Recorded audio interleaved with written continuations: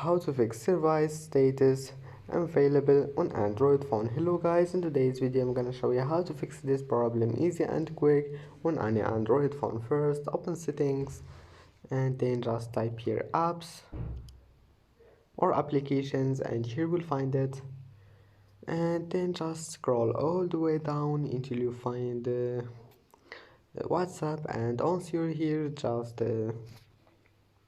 click storage and then clear cache and go to data use, go to permissions and enable all of those permissions here. Just click on it and click allow, and then click forward stop and restart your phone. Now just go back and try again and your problem must be fixed.